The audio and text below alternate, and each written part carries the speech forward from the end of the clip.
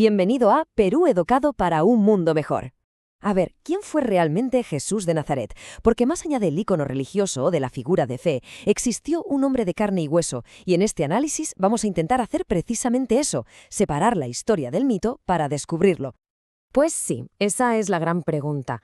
¿Es posible, de verdad, encontrar al Jesús histórico debajo de tantas y tantas capas de teología, de mito, de relatos construidos a lo largo de los siglos? Que quede claro desde el principio, esto no es un viaje de fe, para nada. Esto es una expedición, casi detectivesca, usando las herramientas que nos dan la historia y la arqueología. Hoy en día, la inmensa mayoría de investigadores serios no duda de que un hombre llamado Jesús existió en la Galilea del siglo I. Eso está bastante aceptado. El verdadero reto, el gran desafío, es otro.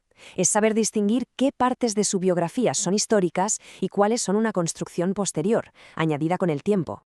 Y para empezar a desenredar esta madeja, ¿qué mejor que ir al principio de todo? A su nacimiento. Porque aquí, ya de entrada, la tradición nos lleva a un lugar, pero las pistas históricas, los pequeños detalles en los textos, nos señalan hacia otro sitio muy diferente.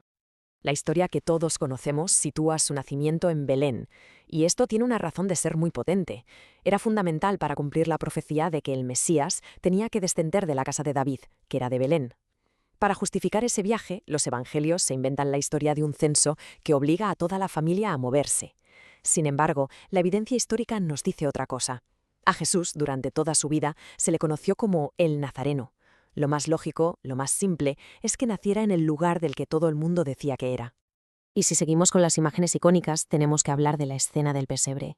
Todos la tenemos en la cabeza. La posada sin sitio, el establo.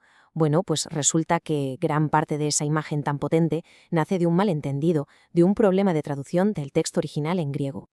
La palabra greda, que se suele traducir como posada, cataluma, en realidad no significaba un hotel o un mesón. ¿Qué va? Significaba la habitación principal, la sala de estar de una casa familiar, el espacio que se reservaba para los invitados. Así que el problema no era que un hotel estuviera lleno, sino que la sala principal de la casa de la familia ya estaba completamente abarrotada de parientes.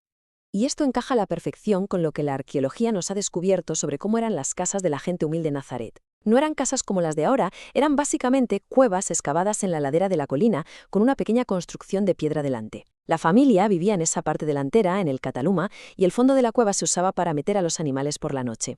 Así los protegían y de paso aprovechaban su calor corporal. Entonces, la conclusión es bastante reveladora. A María no la rechazaron ni la mandaron a un establo. Lo más probable es que, al estar la sala principal a reventar de gente, la acomodaran en la parte de atrás de la propia casa, la zona de los animales, simplemente para que tuviera un mínimo de intimidad para el parto. Esto cambia por completo la historia. No es un relato de rechazo, es uno mucho más humano y realista de una familia apañándoselas como podía en un espacio muy pequeño.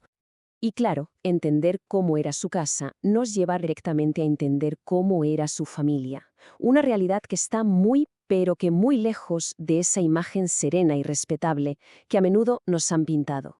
Siempre se nos ha dicho que José era carpintero, pero la palabra griega original, tecton, no significaba eso exactamente. No era un artesano especializado con su taller. Un tectón era más bien lo que hoy llamaríamos un chapucillas, un jornalero, un trabajador sin cualificación que hacía lo que podía para sobrevivir día a día. Un poco de construcción, arreglar algo, lo que saliera. Si juntamos todas las piezas, el retrato que emerge es el de una familia en el escalón más bajo de la sociedad de Galilea. Hablamos de pobreza extrema, de vivir al día. Una casa cueva, abarrotada, porque además textos posteriores como los apócrifos nos cuentan que José era viudo y ya tenía otros hijos. Eran, en definitiva, los desposeídos, la clase más baja. Y para entender a una persona es absolutamente fundamental entender su mundo. Y la Judea del siglo I era de todo menos un lugar tranquilo. Era literalmente una olla a presión a punto de estallar, llena de tensiones sociales, religiosas y políticas. Hay que imaginarse el escenario. Por un lado, el poder militar de Roma, la fuerza de ocupación.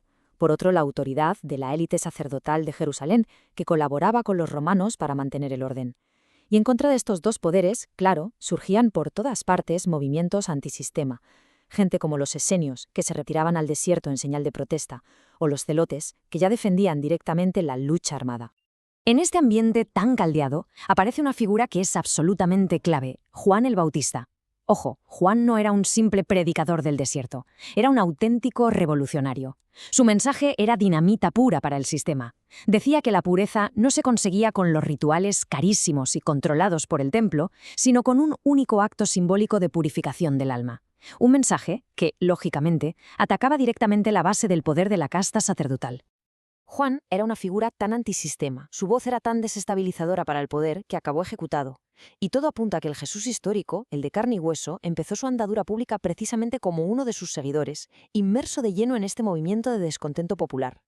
Entonces, si quitamos todas esas capas posteriores del mito, ¿qué nos queda? ¿Con quién nos encontramos? Pues nos encontramos con un judío de la Galilea rural, del estrato más bajo de la sociedad, probablemente analfabeto, que forma parte de un movimiento de protesta social y religiosa en un territorio ocupado y en permanente conflicto. Su historia, en el fondo, es la de uno de tantos que se rebelaron contra el sistema en un mundo de profundas injusticias. Y esto nos lleva a la pregunta final, que es quizás la más fascinante de todas. Si el hombre histórico, el real, era tan distinto al ícono que conocemos hoy, ¿cómo y por qué su historia se transformó de esa manera tan radical, hasta convertirse en la base de una religión mundial? Esa pregunta es la clave para entender el nacimiento del cristianismo. Si este análisis ha resultado interesante, un clic en compartir siempre ayuda. Nos vemos de nuevo en otro episodio de Perú Educado para un mundo mejor.